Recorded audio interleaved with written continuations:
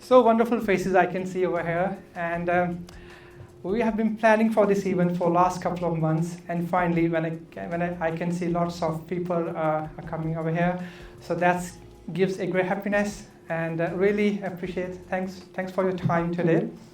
So and also one thing, the main thing is our collaborative partners. We have collaborated with Punjabiforce, with the co-founders Mino Matharu and Harpreet Dulai. I think you guys have been great, and I would say lots of credit goes to you because they initiated this talk. They contacted us that we should have some event, so I think credit goes to you guys, and of course all the team members. And yes, I'm going to hand over the mic to my colleague. But before that, I would like to take this great opportunity because my teachers are here, Indrajit Singh and Manpreet Kaur, ma'am. So actually, they taught me from the year 2001 and 2003. It's a long time, but still I'm not that old. I'm still young, you can see.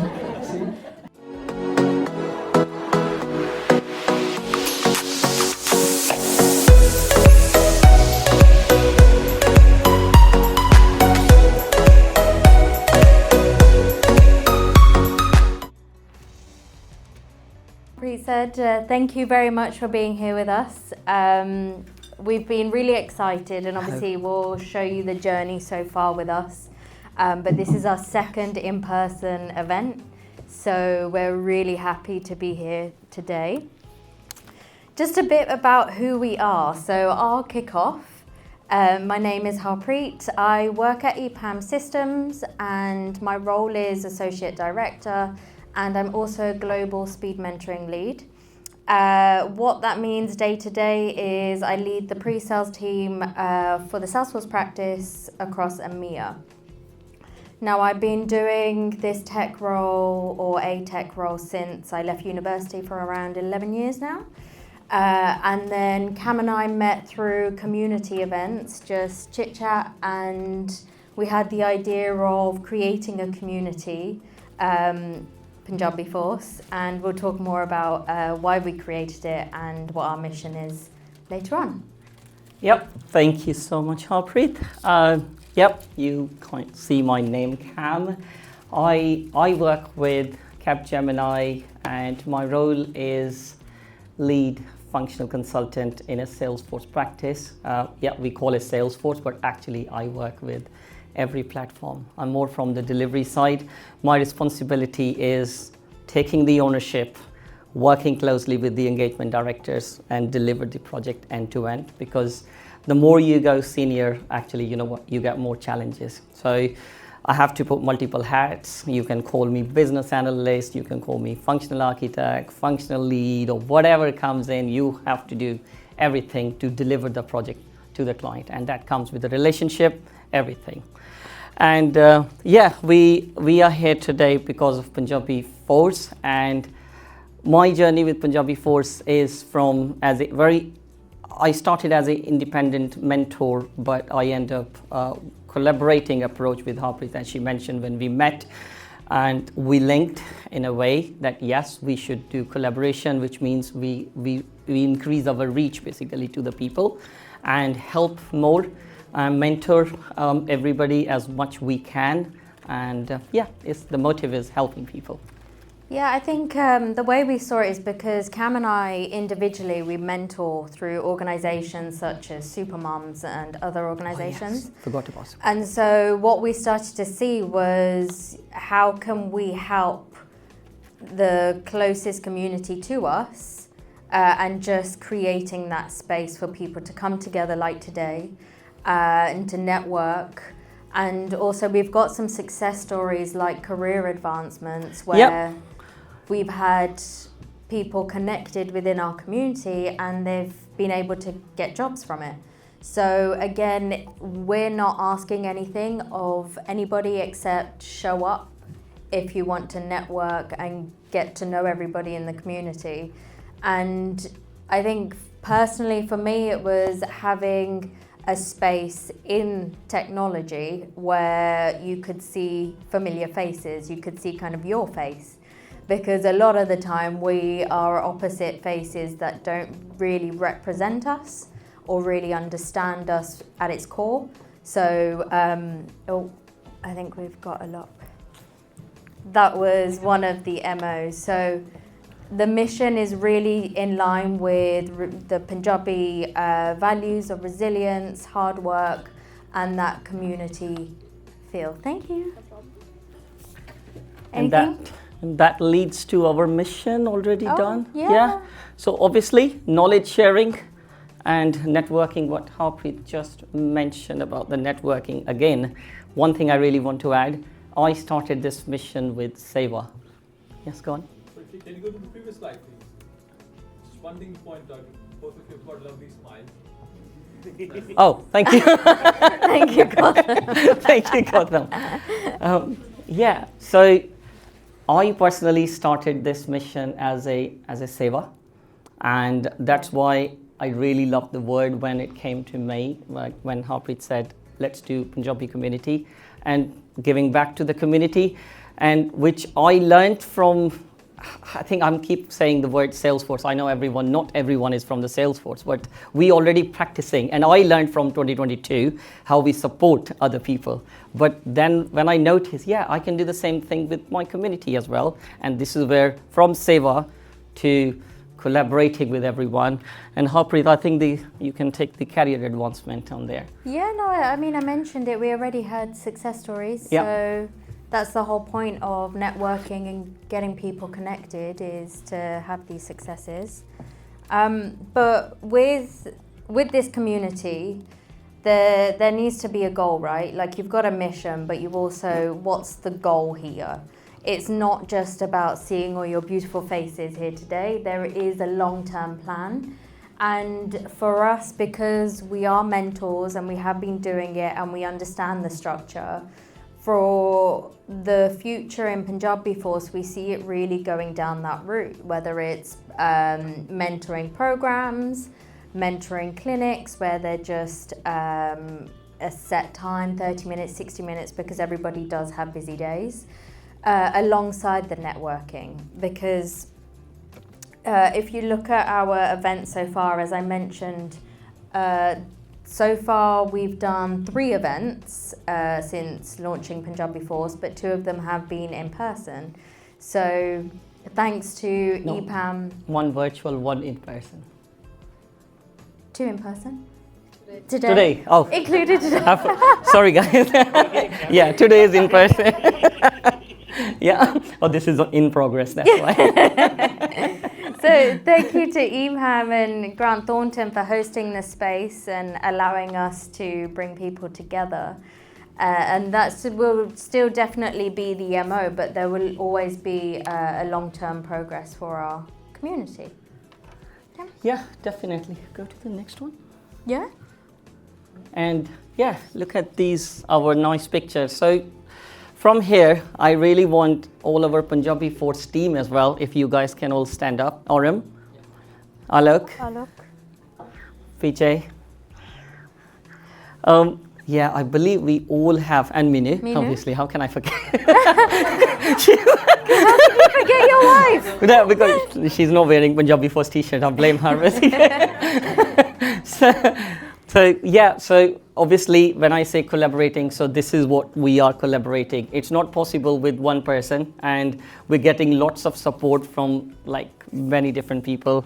Obviously, we did it, and there is lots more coming. Yes. Obviously, and I want to give kudos to Jaspreet for this one as well.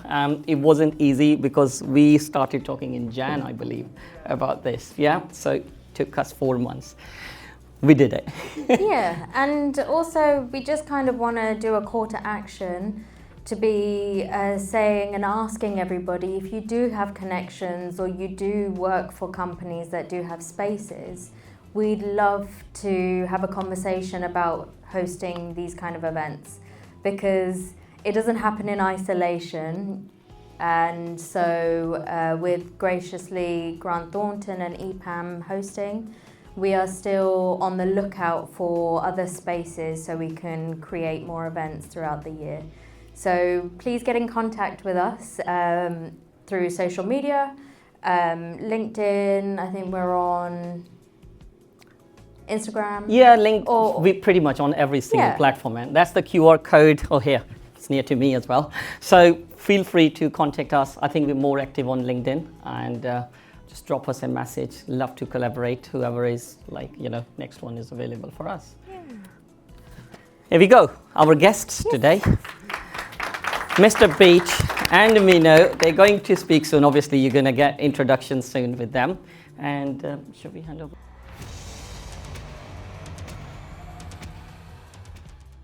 Hey everyone. Okay, I'd like to talk to you a lot about the disruption that's happening at the minute with AI. Happening to our businesses, our lives, our livelihoods, what we're going to be doing for our career, our kids, our children, our education. So it's a lot of this will be from teachings I had as a child. I grew up in the East End of London, in a place called Green Street, Upton Park, which was a heavily Punjabi area. So I learnt quite a lot of the stories along the way, and my pronunciation is going to be awful, so I will expect you to correct me as I go along here. But I'd like to take you through 3 main stories I learnt as a child that I think really apply now. But we need a little bit of a warm-up first. So, my name's Beech. I work at a company called Banham. You may see our locks and alarms all throughout London. And I've had several roles at Banham throughout the years, but the main one I'm in now is a technology engagement manager, which means I sit across a lot of technology, a lot of different people, a lot of different fields, and I have to get them encouraged and excited about technology. I have to get business leaders to make decisions about technology where they don't know all of the facts, and they need to actually hear what their people are talking to them and saying to them. So that's where I fit in.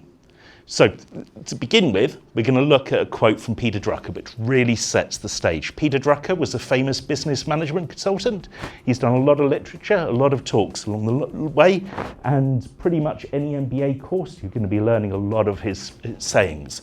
So the main one today is that it's easier to convert an opportunity into results than it is to try and restore the status quo, to go backwards in time. And I think that's really important when we're thinking about things. So this talk, it came about because I had a lot of people coming to me and asking questions about AI. And they weren't the questions that I really wanted to answer. They weren't ones about technology. I didn't have people coming to me asking what's the difference between Mem0 and LangChain and all of these things that I really want to talk about. They wanted to know, what do they tell their children that are going through education right now? What do they need to be doing in their career? What should they be focusing on? And is it as bad as the media says? Okay, so there's 2 main ways to look at things. You've got the 2 main parts of our brain to deal with things to do with change. You've got one which is the reward system, and that's going to look at things like, are you actually going to be rewarded mentally for going and finding new challenges, finding new rewards, finding new things out? That sense of excitement when you come across something you've never done before, a brand new challenge. You've got that side of your brain. And the other side of the brain is the fear avoidance side, the side that gives you anxiety, the side that makes you cautious and look for fear and loss. And those are 2 different ways you can approach the same problem, and you'll end up embodying quite a lot of that as you go along, depending on which way you look at things. So I'd like to take you through a change management book, and this will warm up for where we're heading. So there's a brilliant change management book called Who Moved My Cheese from 1998. And there are 4 different mice, and they're stuck in a maze. And the maze is meant to represent your way through life, the way that you're handling your business, the routes you choose. And the cheese is representing things like your value in life, the money that you earn, how you feel about yourself. And there are 4 different mice that have 4 different views of things. You've got one who runs off as soon as they spot opportunity. That's a bit like the LLM companies, the OpenAIs, the Anthropics, the Nvidias of the world right now. They've spotted an opportunity with AI and they've run with it. Then you've got the second movers, the scurries of the world, the people like Cursor, Windsurf, to some extent some divisions of Microsoft, or even Salesforce. They're second movers. That technology has existed and now they're making businesses off the back of it because they can see that change is coming about. We then have Hem, and Hem does not like change at all. The cheese is disappearing where they are, and they want someone to come and bring it back because they didn't move the cheese. Someone else did. They better come back and fix it. And that's that mentality of not wanting to change and expecting it to be someone else's responsibility to help you move on. And then you've got Hor. And Hor and Hem are best friends. They stay together through this for quite a long time, but Hor can spot when change is needed. They can spot when things are better on the other side, and they eventually move. And the thing that enables them to move is no longer being afraid. And this talk is for those who feel represented by Hor in this case. So, Hor and Hem are there trying to look for cheese when it's moved on. They're ripping up floors, they're pulling out the walls, they're doing a lot of activity, they're doing a lot of things, and they're not getting anywhere. And that's when Hor starts to ask themselves, what would I do if I weren't afraid? And this will now go back to first bit of Punjabi I can bring forward.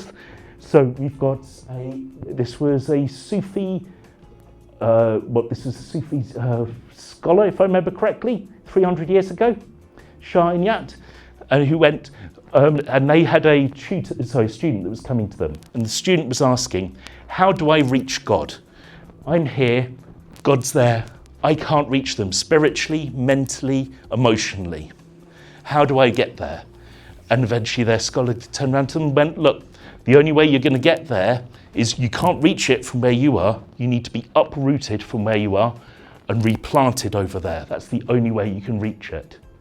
And that's pretty much a good representative of this going forward, that you need to leave where you are, you need to be uprooted, you need to leave established norms in order to move where you can actually get to where you need to be. Okay, so now there's going to be three stories, three cultural bits from Punjabi to tie back to. The first one I want to bring you to is langar. So nobody eats until everybody eats. And this is the way to be thinking about interacting with AI. That essentially, your skills as a human are sharpened by using AI. This has happened to several CEOs. You've got the CEO of Spotify right now as well, where them using AI, people writing prompts in AI, helps sharpen their thinking. That clarity, that honesty, that thought, that being clear with what you want, clear with your intent, clear with your intentions, that helps improve AI. It helps improve you by writing it for AI. I am really sorry. Cool, we got it. Okay, so by you using AI, you're sharpened, you're more clear, you're more intent. If, as a developer, hearing product managers actually write scopes and briefs and things out clearly, hearing managers start to write things, clearer emails, more intent, less fluff, exactly what they want, that is improving business, that's improving individuals right now. And the other side is true. I used to laugh at the outputs of AI. You've probably seen it, you type something in and you get a ridiculous result. You try something and it's awful. And in the end, you start to realize that if you improve as a human, your AI results start improving. That if you write sharper prompts, you write sharper results, you'll get better results. So it's reciprocal. That you're adding your context, you're adding your creativity, you're adding yourself to this and getting better results. It's not a case anymore of just being able to laugh at AI when it gives you ridiculous results. That means you're not using it correctly. And it becomes this reciprocal relationship that you as a human become sharper, you becoming sharper means the AI is giving you better results. The AI giving you better results means you're learning more now. And you learning more means it goes right the way back round. It becomes reciprocal. You getting better means the AI gets better. Nobody eats until everybody eats. Next story I'd like to bring, and I am really sorry for the pronunciations here. Ranga Yogi Haya. Perfect. And this goes back to myself. I used to be a developer, what's known as an ivory tower developer, and literally we had a tower with white walls, so I'll take credit for that.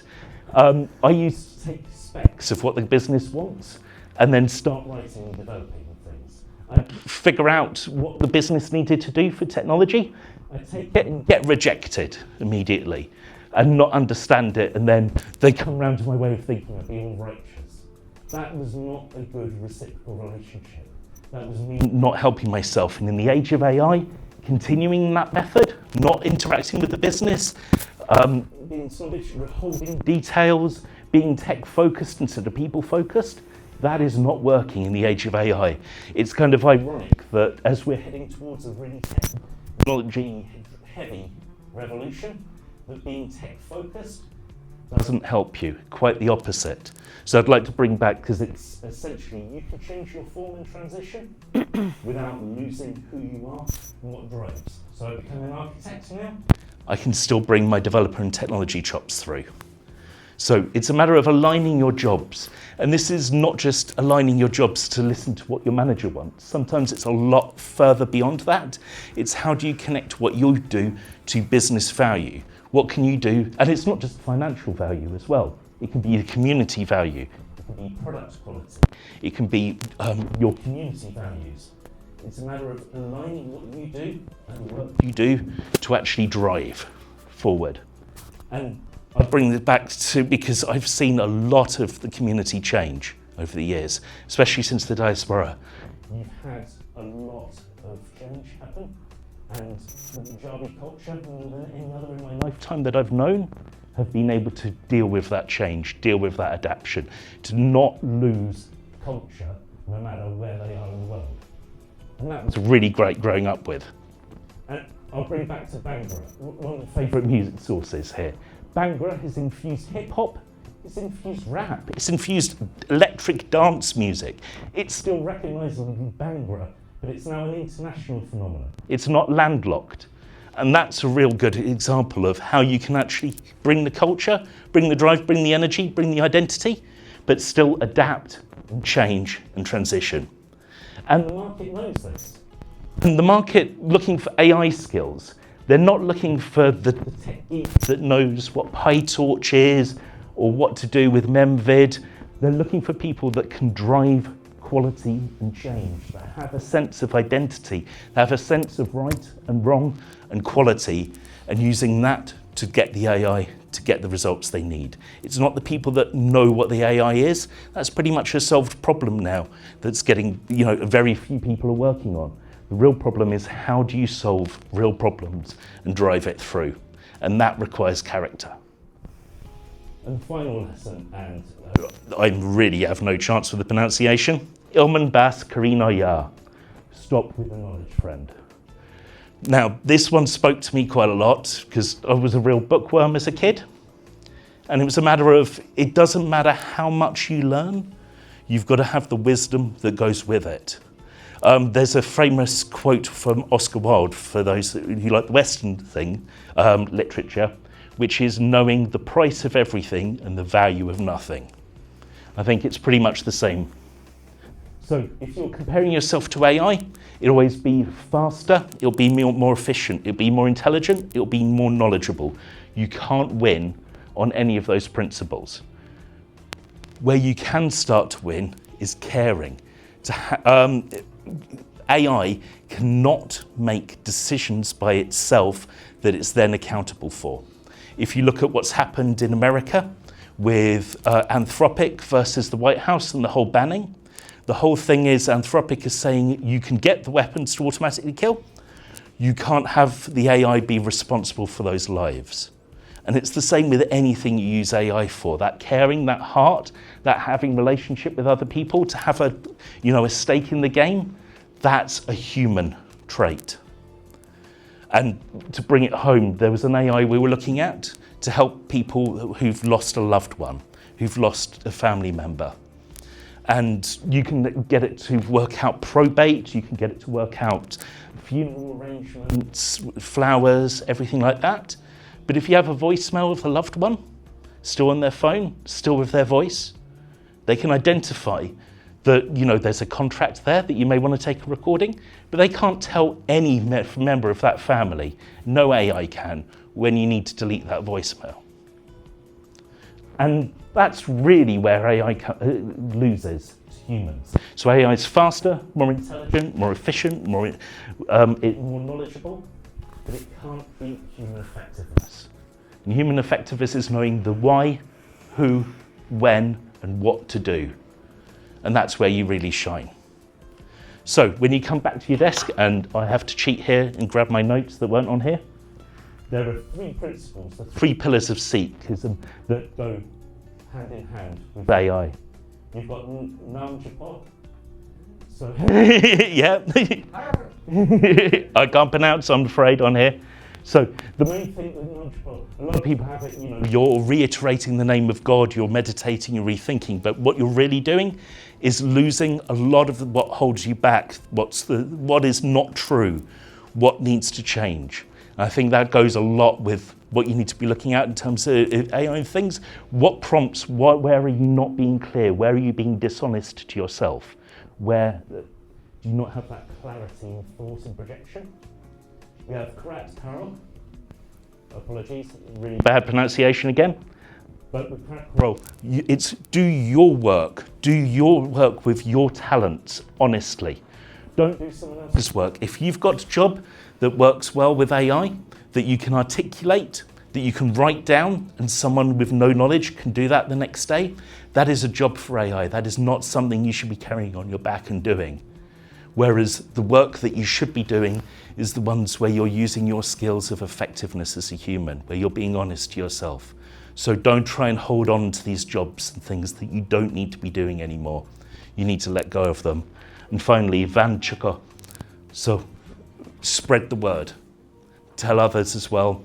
You need to make sure you're doing the jobs that make sense for you and leaving the rest. And that should be it. So the main thing is you need to be uprooted. You need to let go of where you are in order to move forward. You need to embrace that change.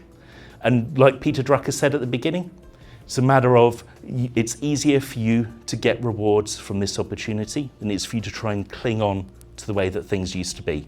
So let's get to work.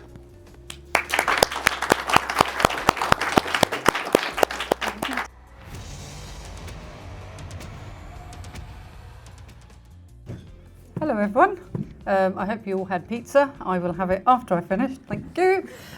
So for those that you know me or don't know me, my name's Mino. And today I'm just going to talk a little bit about my journey on how I got from aviation to Salesforce executive. And the second is the hot topic that everyone talks about nowadays, which is AI. So give you a little bit about that and how companies are the businesses ready for AI. So I'm just going to crack on right now. So hopefully I won't give my age away here, but I've got over 25 years of aviation industry experience. That's where I started off, that's what I studied. And when I say aviation, I've worked as an airline reservations, ticketing, from check-in supervisor to aircraft dispatcher and lots of other jobs within that time period. Worked as a supplier relations, operations, so I could carry on because that was a long time ago and a lot of years in that industry. Now, if you think about it, the people that were there when your flights delayed, sorting things out, that was people like me, trying to get you to those holidays that you wanted to get on. So that was me. And my journey or my introduction to Salesforce was actually through a project that I was working on. I was working for a VIP airport concierge company as a supplier relations head, and in that we decided to bring in Salesforce, so big change in the company. And you, at that time, of course, you want to include people, just like Beech was saying, include those people and get them to kind of really embrace the change, because that's the only way to do it. So I was that person that was selected, or more so, I wanted to learn because I worked with the technologies within our current systems and I wanted to be part of the new system that was coming in to make sure they were doing it right. So that's how I came in, and I became the analyst, business analyst for a greenfield project.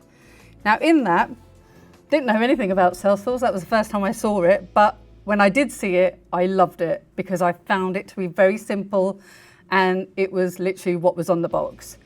That's what really got me going. And obviously I had the business experience, so that helped as well. So that's where the journey started. And then what happened, I worked on a project for about 5-6 years, It was great, loving Salesforce, loving my new life. Yeah, man, Salesforce. And then COVID hit. And I think we all know the travel industry suffered the most, to be honest. You know, everyone was working from home, but that's one job, just like the NHS or anyone. We couldn't work from home. We had to be at the airports to deliver the service that we were trying to provide. And at that time, I was like, what's going to happen? I was on furlough, and then I thought, how am I going to do this? What should I do? I did spend 2 months painting my whole house again. That was fun. But then after 2 months, what do? You can't keep on painting because there was no money coming in, right? So I decided, and with a push of Cam, to saying, do your admin cert. So I thought, okay, fine. Who wants to go back to studying after being working for so long? But I took that opportunity. I thought, okay, fine, I'll do it. It cost a lot of money, but Cam was like, oh, let's just do it, see what happens, and we'll take it from there. So I did my exam.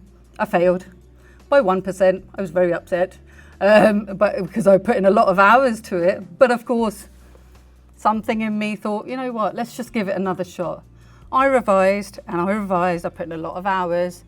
I got 99% the second time, so I was very proud of myself. So just showing that, you know, if you want to get somewhere, you can do it. It just needs a bit of a push and a shove by a loved one or a not so loved one, or someone just to make you, like, push you to get to your dreams that you want to do. So as I got that, then I got asked to come back to my company. The first thing I said to them is that, oh, are we going to continue with Salesforce?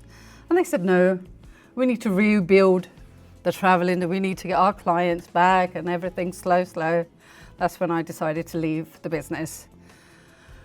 It was a big jump. I had not worked for all my life, like since I've been studying, and afterwards I had never been off or not working.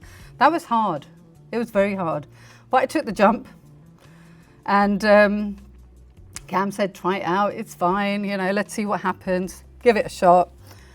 I got very scared because I didn't get any interviews for a long time, and I thought, oh, I'm not sure, but I think my ego got in the way that I'm not going back to my company. They called me back and I said no. So I decided to, of course, just carry on, and I landed with my first opportunity with Pearson Education as a Salesforce business analyst. To be honest, working in my own firm as an analyst and, you know, no qualifications behind me, that was easy because I knew the business. I then moved to a business that I had no idea about. Obviously, I'm educated, but moving to a new business and learning the new terminology was probably the hardest thing I did. But you just carry on, you just pretend you know it. So I did, and you learn as you go along. I had great mentors that obviously helped me get to it. There was lots of things that I was doing the first time, but people there liked me and they helped me, and Cam was there as well. And I spoke to lots of other people. Some are here today, Cam, Gotham, Vijay Uncle, they're all here, and they were there saying, you can do this, you can do this. So I carried on.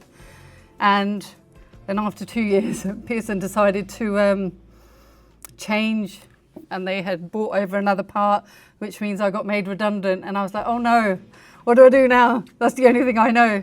I started contracting, and I got more experience. Contracting's a little bit harder. When you start with a permanent role, it's a little bit easier because they give you time to, you know, a month or two to get into the role. Contracting's not like that. You have to know it from day one. That was damn hard, but you learn. And I did it 3 times over. And then eventually, now where I am today, I work with Close Brothers, which is a financial merchant bank, and I am their Salesforce executive. I'm in charge of their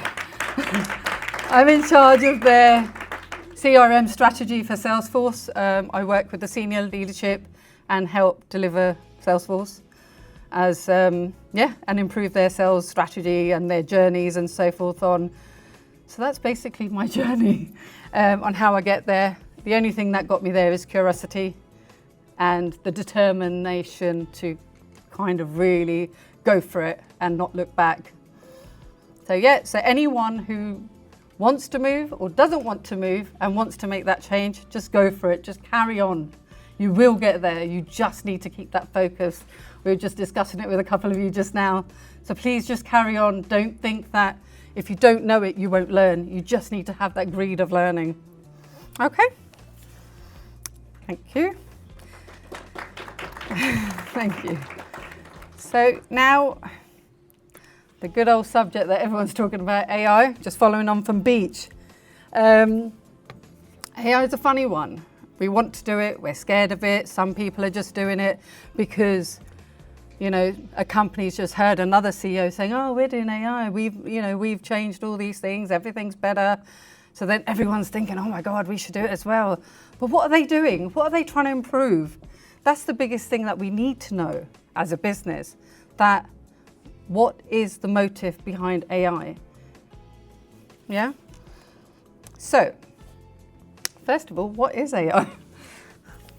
Okay? Ultimately, it's a software that learns from data to make decisions.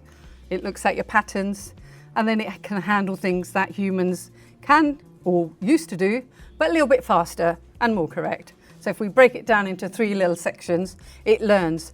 So just like, pretend you've just started work, a new job, just like I did, and I've spent months learning something. I'll make mistakes, and then I learn, and then I'll ask questions. That's taken me a month, 2 months to learn that. AI would do it in a couple of minutes. It will learn everything for you. The second thing it does is obviously it automates tasks. Things like sending out emails, the same email to a customer, the same format, 50 times in a day. Repetitive tasks, adding into a spreadsheet. Again, you can automate that sort of stuff. So that's good stuff, right? And then we can concentrate on the things that really matter, like big decisions and tricky decisions that AI can't do because we need humans in there. And the final thing, as I would say, it advises. So it looks at patterns and it will say, okay, just imagine this tool can tell you if a customer's about to leave or not renew with you, and you can tell, you know about it in advance before they actually leave. So you might be able to, recover that. So it helps leadership obviously take good decisions and interact there.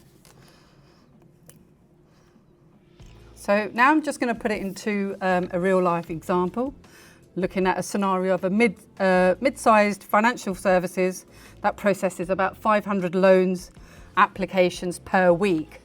Now without AI, if you look to the left, the staff manually go through every single application. It takes about 3 to 5 days. You're going to have errors. You might not be in the mood that day. You've had a fight with your partner. So you've come in and you've taken a decision which is based on your experience or the way you feel that day. So you might actually give like inconsistent approval decisions. You might not like that client. So you're like, you know what, I'm going to reject that loan. And obviously costing of staff is there anyway.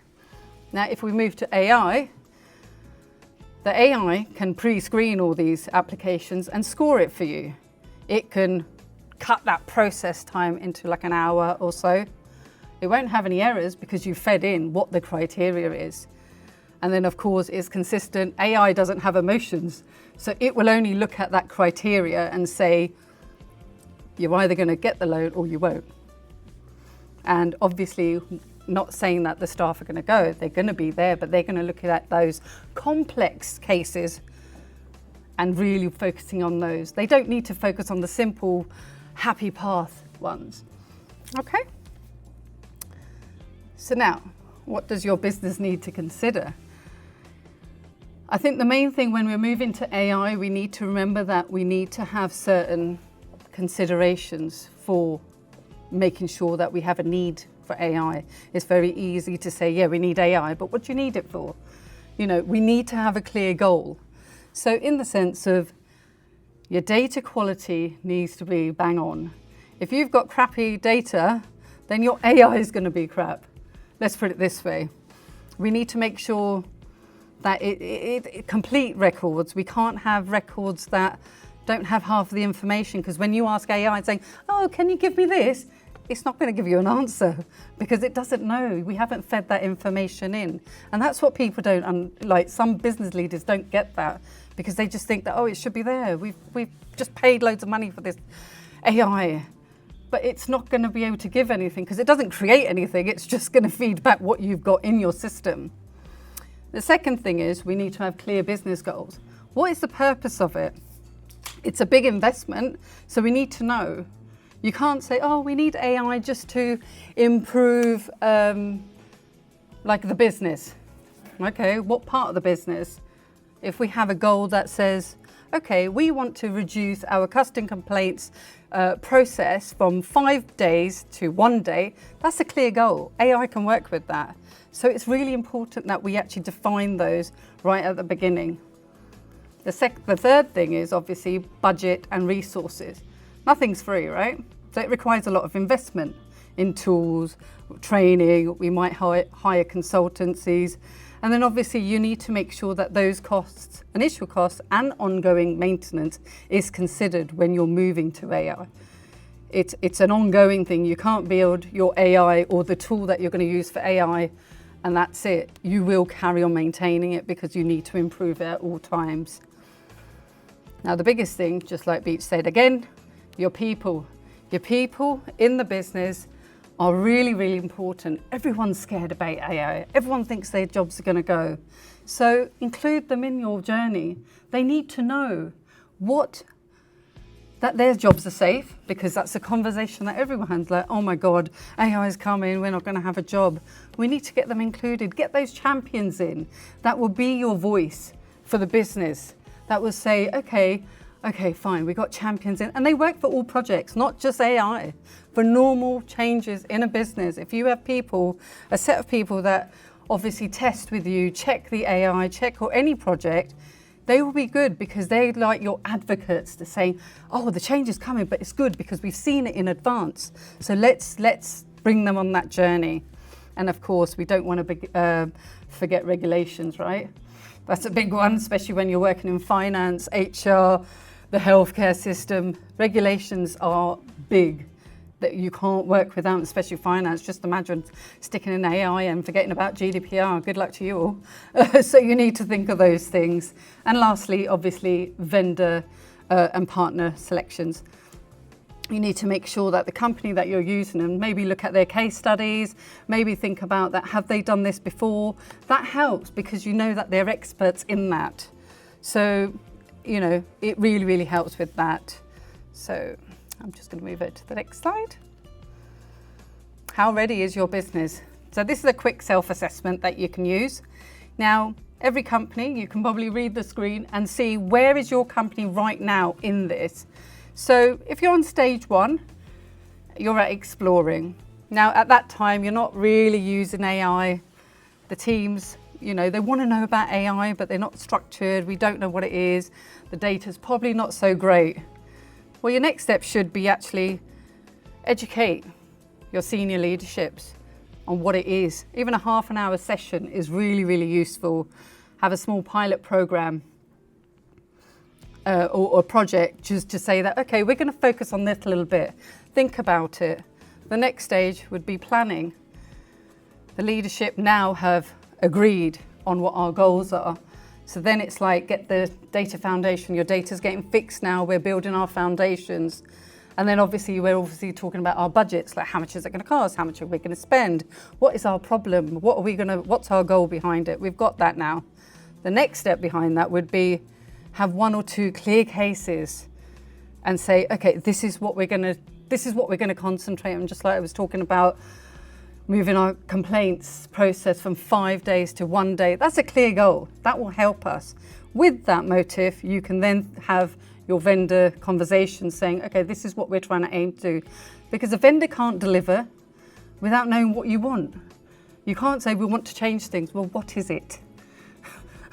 Right? We need to know that. Eventually, once you've cleared that path as well, you're going on to stage 3, which is adopting. Now you've got 1 or more AI tools in the business, staff are being trained, And you can now see some results and you can measure them that, oh, has it come down from 5 days of complaint process to 2 days? Oh, okay, it's come down to 3. Okay, we can see an increase. Our ultimate goal is to bring it down to 1 day. So we can see the change. That's great. What's your next step? Expand those successful pilots, bring it to another department, because we know it's successful. We just need to see more results. We can see that it's working. Now we can take it to another department and do the same thing, look at that one little problem and obviously discuss it with others again and move forward with it. Get those AI champions in, just like I was saying. Again, that's not for this AI project. Every single your project you work for, you should have champions. They really help, trust me. I use them all the time. Scaling is your next one.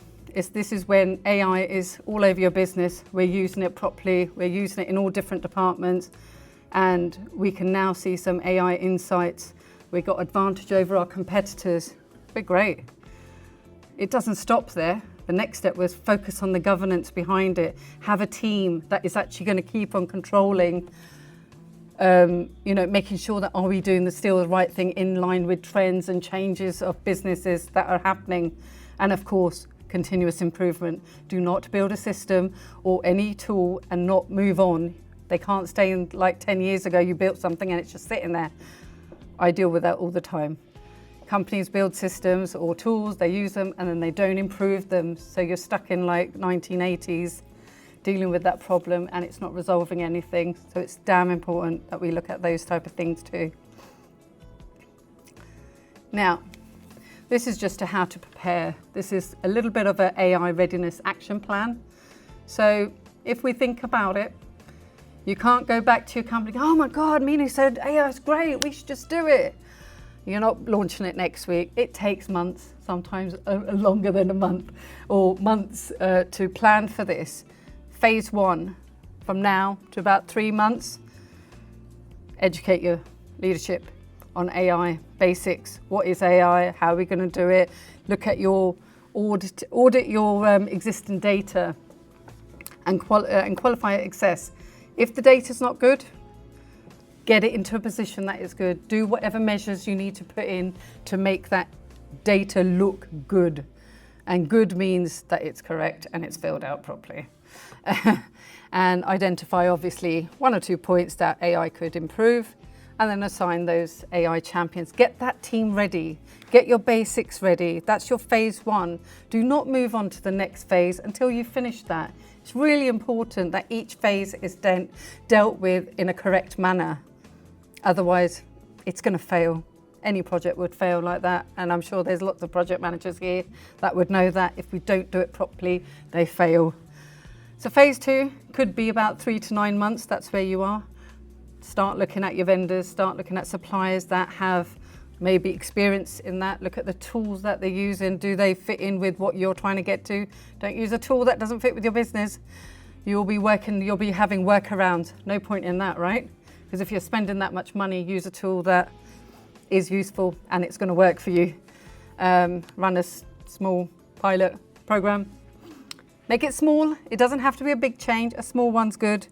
That's how you know if you're doing it right. Because if it's wrong, then at least you haven't spent loads of money, right? It's all about money at the end of the day.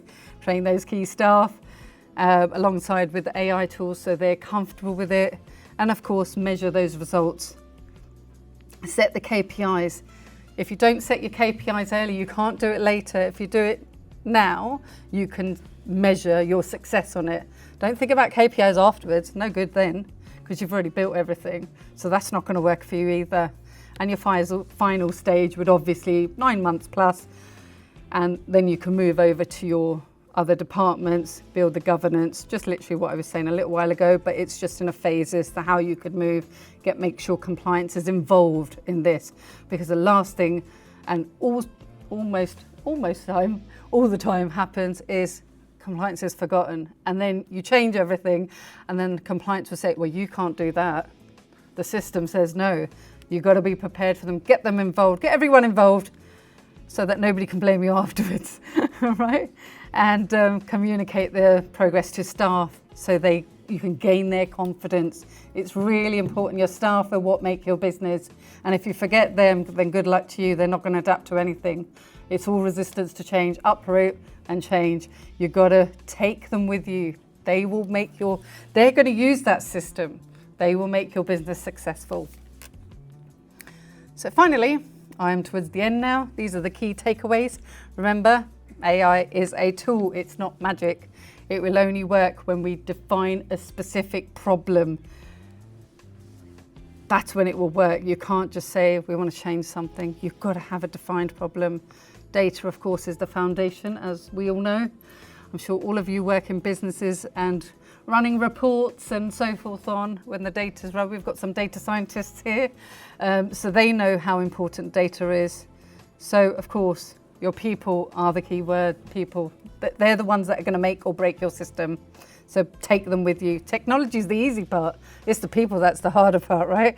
We need to get them on board. Regulation is real. You can't forget about that. We need to make sure obviously I'm in finance, so I know that the FCA and all will be down our backs if we don't do certain things. So we need to make sure that they're all in line. We're doing everything that we should be. So start small, think big, and a successful pilot builds on confidence and proves the business case. And thank you very much for your time.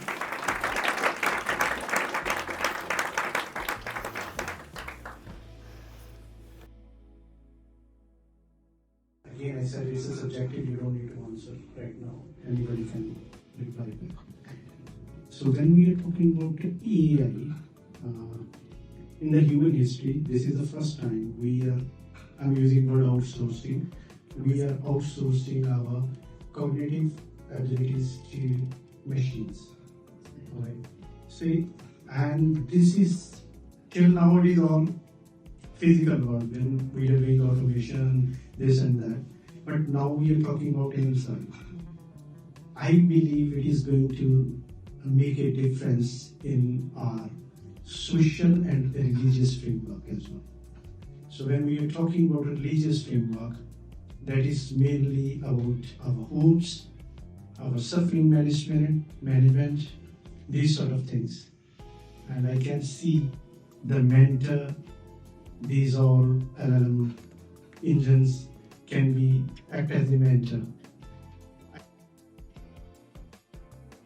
Hinduism based on, can you help guide me? Then it's different because we are asking it in relation to what we are and who we are. So I think before allowing AI to take over, we need to take time to learn who we are, apart from our roles, like who am I as Karishma? Then when I speak to AI, it is based on that, because I teach it who I am